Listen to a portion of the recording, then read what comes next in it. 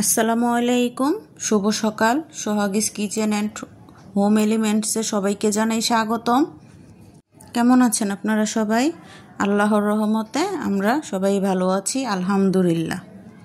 প্রতিদিনের মতো আজও সকাল সকাল ঘুম থেকে উঠে ফ্রেশ হয়ে রান্নাঘরে আসা। সংসারের এই অদ্ভুত টানাপোড়েনে সারাদিন লেগেই থাকে, তাই না?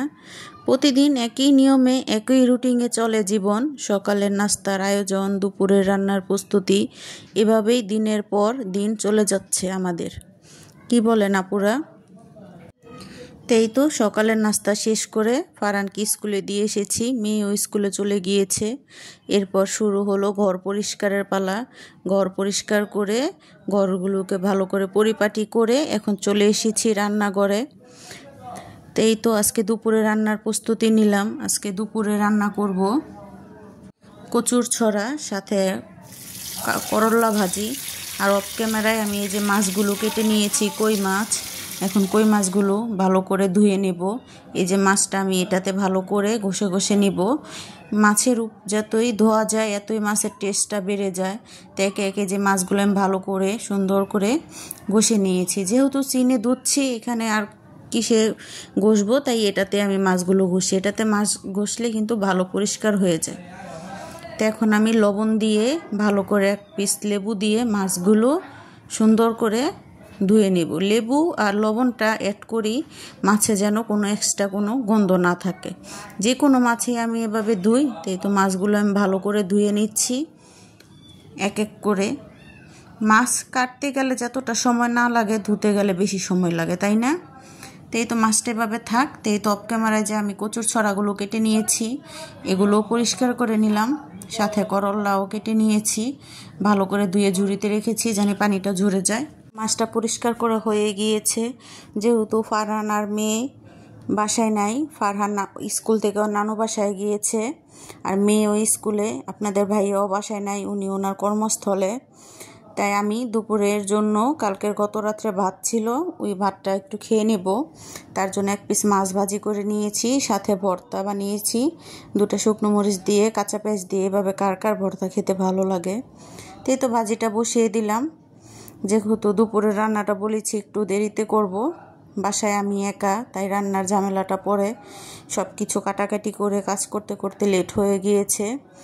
আর রান্নার ঝামেলাটাও নেই, যেহেতু বাসায় আমি একা। তাই করলা ভাজিটা বসিয়ে দিয়েছি। ভাজিতে আমি একটু হলুদ কম ব্যবহার করি, ভাজিটা একটু সবুজ সবুজ থাকলে দেখতে ভালো লাগে। পাশে ভাতও বসিয়ে দিয়েছি। আমার ভাজিটা হয়ে গিয়েছে। করলা ভাজিতে একটু তেলটার পেস্টটা ব্যবহার করলে ভাজিটা খেতে ভালো হয়। নামি করলা একটু তিতা তো লাগবেই, তাও করলা ভাজি কিন্তু অসাধারণ খেতে লাগে গরম ভাত দিয়ে। আমার কাছে ভালো লাগে। কার কার করলা ভাজি ভালো লাগে জানাবেন কিন্তু। তো মাছটা ভেজে নিচ্ছি, কচুর ছড়া দিয়ে রান্না করব। কচুর ছড়া জন্য মশলা কষিয়ে নিচ্ছি। যারা যারা আমার ভিডিওটি দেখবেন, যদি কোনো একটি অংশ ভিডিওর ভালো লেগে যায়, লাইক দিয়ে দিবেন। আপনাদের একটি লাইকে আমাকে পরবর্তী ভিডিও বানাতে উৎসাহ জাগায়। একটা ভিডিও বানাই আপনাদের লাইক, কমেন্ট বা আমার পাশে সাবস্ক্রাইব করে থাকবেন, এর জন্যই আপনারাও আনন্দিত হবেন। আপনাদের একটি লাইকে আমিও আনন্দিত হই। এর জন্য কিন্তু খুবই পরিশ্রম হয় একটা ভিডিও করতে। আশা করি আপনাদেরও ভালো লাগবে, আপনাদের ভালোবাসায় অনুপ্রেরণা জাগায়। তো মশলাটা কষিয়ে নিয়েছি, কচুরমুখিটা দিয়ে দেব। মশলাটা ভালো করে কষিয়ে নিয়েছি, মুখিটা ভালো করে কষিয়ে তারপরে ঝোল অ্যাড করে দেব।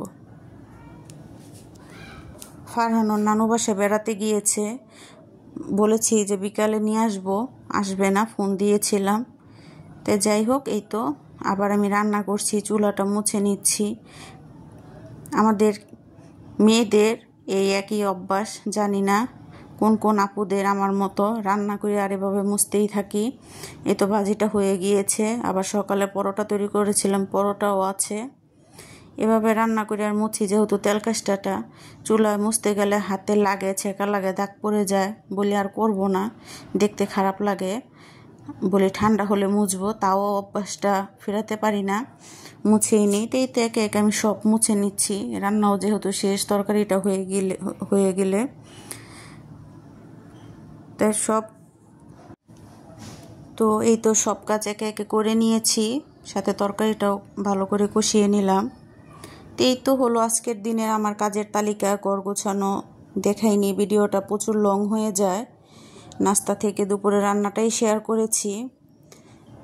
আশা করি আজকের ভিডিওটি আপনাদের ভালো লেগেছে। যদি ভালো লেগে থাকে তাহলে একটা লাইক দিতে ভুলবেন না, বন্ধুদের সাথে শেয়ার করবেন, কমেন্টে জানাবেন, আর আমার চ্যানেলটি সাবস্ক্রাইব করে পাশে থাকবেন। পরবর্তী ভিডিওটি ছাড়লে নোটিফিকেশন চলে যাবে আপনার কাছে।